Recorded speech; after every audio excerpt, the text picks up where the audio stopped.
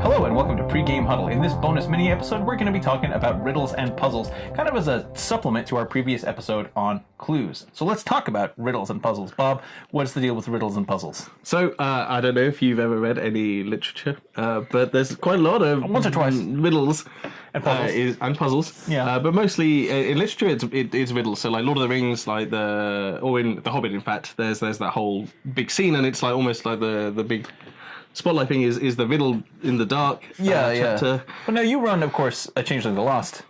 Chronicle, so the kind of like the riddle fairy tale thing fits thematically very well with the game that you run. We often have like sphinxes, so like guardians that will challenge you with riddles, or your plot, your mystery is wrapped up in an enigma, or it's a conundrum that needs to be solved. Right, something you need to decrypt or translate or whatever. Yeah. Now, I feel like the question that people ask us about this is like, how do you balance?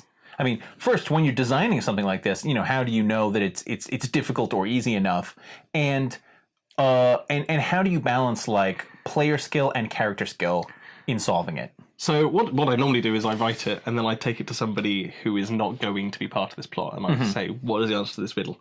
And if they come back to me within 5 minutes, then that's probably about right. Yeah. I don't want it to be too hard because I don't want it to be unsolvable. I just want to present it in a way that's thematic. But you've designed quite complex puzzles for some of your games. Yes, and I did have to do quite a lot of thinking and things about that. And I think on a couple of occasions, like the puzzles have not been particularly good because they were too complicated, or they relied on skills or on powers that necessarily weren't in the game. I think that's something that you have to be very aware of whenever you do something like this, is that when you are designing a riddle or puzzle, you're doing something that both that you think would be challenging, but that you also would enjoy, right?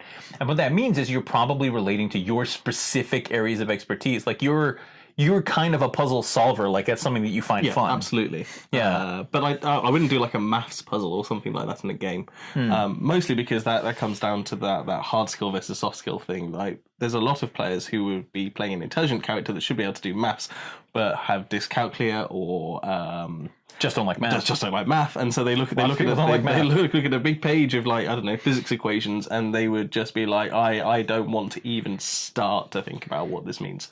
Yeah, I mean, I remember, in fact, in the very first Lost game of this current Chronicle that you ran, we had to decrypt something, and that was I thought a very interesting thing, because what you did was you said like, oh yes, in the game this is a very complex cipher, but it's actually just a pretty straightforward substitution cipher, which you're going to solve, kind of as a hard skill thing, in the same way that like my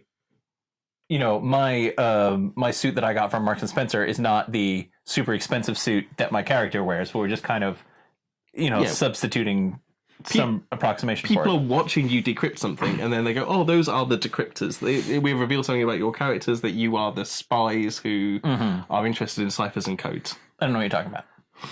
Absolutely. But yeah, so right, exactly. So you don't, if the thing in the setting is some very complex puzzle or some, arcane whatever, you can substitute a simpler version. And the example of this that we always talk about, and here we're going to show our colors as Doctor Who nerds, comes from the Fourth Doctor story Pyramids of Mars, where there's a whole episode. So the whole story is split into 4 episodes, and it's a pretty standard kind of like until that weird last one, where they go to Mars, and Mars is a labyrinth that they have to solve by proving their worth or intelligence or moral certitude by solving really simple puzzles, super simple, like baby simple stuff that you could do when you were 10. Like the Knights and Knaves problem is right. literally one of them. And there's a like spot the difference logic puzzle. They just have to run their no, that's a different episode, but there's one of these things is not like the others. But you have to remember that this is a program for kids who are going to enjoy being able to solve the puzzle,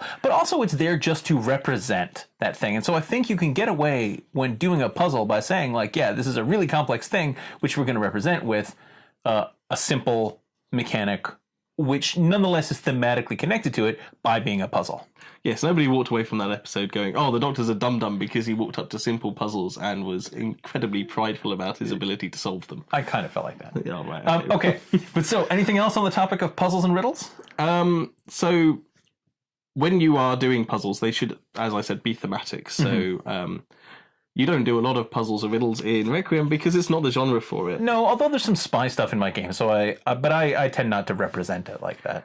No, but so in Changing the Lost, we can do quite a lot of things which are very kind of like Indiana Jonesy or where you literally can you know. Any sort of puzzle does fit that genre. Because in Chasing the Lost, you could totally meet an old man who won't let you cross his bridge unless you answer his riddle. Yeah. Yes. Yeah, absolutely. Sorry, and go on. we have a lot of prophecies and things like that where the information, there's not only the prophecy is the prophecy, but within it there's often a riddle that will give you you peel back the layers of the onion, there's more information to be found if you solve the riddle that's within the prophecy. Right. And in fact, just by having those things at all, you're reinforcing your genre, right? Like if you meet an old man who won't let you do anything until you guess his name or whatever, you know you're in a fairy tale. So yeah, riddles and puzzles, they're evocative, they add to immersion. And unfortunately, I don't know that we can give a more concrete answer about like how difficult should they be, other than know your players. Yeah. If the player looks like they are struggling and they shouldn't be struggling, offer to let them make a hard skill, and then you can prompt them or whatever. But sometimes the puzzles are very tactile, and there's not a lot you can do. They'll just have to work their way through it. Yeah. All right. But make those simple. Okay. Riddles and puzzles. So join us next time as we talk about the sort of an overview of the types of plots you're likely to find yourself running in a Parlour LARP. Thanks for watching.